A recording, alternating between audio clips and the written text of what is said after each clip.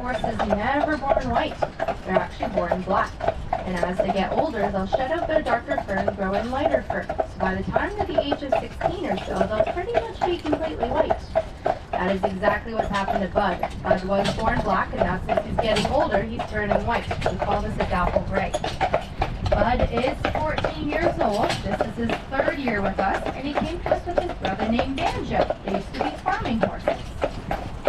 Now, Roy on our left, Roy is one of our spotted drafts. The spotted drafts are a newer breed of draft horse. They've only been around for about 30 years or so, but they come from the pinto horse, which has been around forever. Roy is 12 years old, and this is his 2nd year with us. He came to us with his brother named Chief, and they used to be show horses. Are any of you familiar with the Rose Bowl Parade in Pasadena? No. Yeah, a little? No, not really? Well, Roy was in that in an 8-hitch team, which means 8 horses altogether. So it's pretty impressive. Now, the other main breed of draft horse we have are the Clydesdales. Clydesdales are a Scottish breed, but you probably know them from the Budweiser commercials. They have the really long fur on their legs, and those are called feathers. The other main breeds we do not have are the Shires, the Suffolks, and the Belgians. So draft horses, they are bred for heavy work, and they were used back in the day to carry knights and armor into battle. This is because the knight's armor was so heavy that they had to be lifted onto the horses' backs with a pulley system, and if they got knocked off during battle, well, that was it for them. They had to walk home. As the armor became lighter, they started to use faster and more agile horses. So draft horses were then used for all sorts of other jobs, like farming, carting, fishing, forestry, and mining. They even used to pull boats up and down the canals. But then, of course, machinery became in use, so draft horses weren't needed so much for those jobs. But thankfully, they haven't gone extinct, and we can now have them here in Stanley Park. You will hear me call them boys throughout the tour, and that's because all of our horses are geldings. This means that they are male neutered horses. And this is due to an old park bylaw dating back to the 1800s that's surprisingly still in place, stating that all working horses in the city must be geldings. I will, of course, tell you more about the horses later on in the tour, but for now, welcome to Stanley Park. You're welcome. So Stanley Park is 1,000 acres large, or 405 hectares. So that makes us 160 acres larger than New York City's Central Park. So we win. It does get very busy here. We get about 8 million visitors per year. So that makes us the #1 tourist attraction in British Columbia. Down to our right, the body of water that we've been following for a little bit, that there's known as Cole Harbor. And located in Cole Harbor, all of the boats and blue floating boat sheds, these are all part of the Royal Vancouver Yacht Club. It was established in 1903, and club members are known winners of the Swiftsure race and the Victoria and Maui race. So as the name says, you'll start in Victoria on Vancouver Island, and you'll sail all the way to Maui in Hawaii. Usually this race takes about 10 to 18 days to complete, but in 2016, a club member here set a record of 8 days, 9 hours, and 17 minutes. If we take a look to our left, we'll see a very beautiful parking lot. Well, this hasn't always been a parking lot. Way back in the day, this actually used to be a pig farm owned by a Chinese family that lived here. So there were quite a few families living here at the time, mostly Chinese settlers, but also First Nation families. So Stanley Park is located on the traditional, ancestral, and unceded territories of 3 nations: the Squamish, the Musqueam, and the Tsleil-Waututh. And they've been living in the park for at least 3,000 years now. European explorers only arrived much more recently. In 1792, Captain George Vancouver, he sailed into Burrard Inlet and claimed it for the British.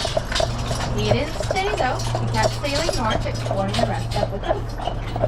And people started settling here a little later on. At first, it was all about lumber. Then they found gold on the Fraser River in the 1850s. Like shiny-eyed prospectors came here trying their luck with mining. And last but not least, the railway arrived. The first transcontinental railway connecting the east and the west, bringing lots and lots of people here. And then in 1886, the city of Vancouver officially incorporated, and its first order of business was to install Stanley Park as a recreational area. If we start to take a look through the trees on our right, we'll soon be able to see a bridge leading over to an island with a red brick building on it. That over there is known as the Isle of Dead Man. There's lots of history for such a tiny island. So Squamish legend has it, a war broke out, and a northern nation came down here to raid the Squamish and captured all of their women and children. In order to release them, sorry, he's very focused on something up ahead. I don't know what it is. Is there horses? Is there a person hiding? I have no idea. You can see his ears though. He is like dead set on something. It's okay. What do you see? But 200 brave young Squamish men had to surrender, and the northern nation killed them all. Nobody wanted to live on the island after that, so they used it as a burial site instead. Well, the Squamish, they didn't bury their dead. Instead, they placed the remains of their deceased into cedar boxes, and then put the cedar boxes up into the trees that once covered this island. The more elaborately carved the box was, and the higher it was placed in the tree, the higher the social ranking of the person that was within. So a chief was placed at the top of the tree, and everyone else from his nation further underneath him. When the Europeans arrived and saw these mortuary boxes in the trees, they then named this island Dead Man's Island and used it as a cemetery. And then in 1888, a smallpox epidemic broke out, so they had to relocate all of those graves and use this island as a quarantine station and a pest house for all of the sick. Luckily, though, that epidemic only lasted about 2 years, and it then became a naval base, which it still is to this day. It goes by the name HMCS Discovery. HMCS stands for His Majesty's Canadian Ship, and Discovery was the name of the ship that Captain George Vancouver came in on. Coming up on our right, out in the water, we'll see a floating Chevron station. That is the gas station for all of the boats and seaplanes in the harbor. And behind it, the long building with the 5-sail roof, that is Canada Place. It was built for Expo in 1986, and it's currently used as a trade and convention center as well as a cruise ship terminal. We can actually harbor up to 4 cruise ships at a time, depending on their size. Today we did have 2 in town. They're both gone by now. But did any of you guys come in on the cruise ship? We didn't come in, but we won.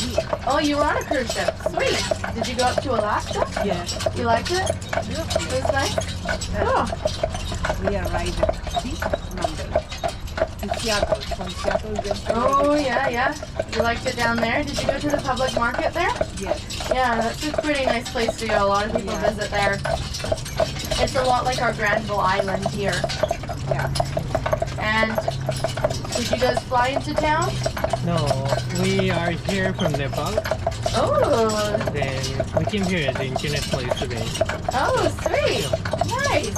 I don't think I've ever had anyone on my tour from Nepal. You guys are my first.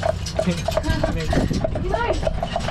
Now, if we take a look to the right of Canada Place, this is where we harbor all of our seaplanes. So it's a very common place in the inlet here to see them take off and land. Hopefully we'll get to see at least one, but they'll take you anywhere that lands on water. You can go to Seattle, Squamish, Victoria on Vancouver Island, or even to a mountain to see a lake or a glacier. We are also approaching the Stanley Park Totem Pole. Here we have a collection of poles carved by different nations across BC. We have 3 entrance poles, we have memorial poles, house poles, and even one mortuary pole. The totem means mark of my people, and generally speaking, every pole tells you the story or history of a person, a legend, or an event. This pole on our left, closest to us, this here is an entrance pole carved by Musqueam woman Susan Wood. It depicts a man and a woman in the traditional breeding posture with their hands outstretched, greeting you to their traditional lands. It's called the people amongst the people. We are going to be making a 10-minute stop here. You are more than welcome to hop off and go take a look around. There's washrooms as well as a gift shop and a nice cafe. It should all still be open. Just please make sure that you are all back by 5:31. Because if not, you'll look like the Running Man statue that we cannot see behind that sign up ahead. Okay, you guys can hop off here. This car is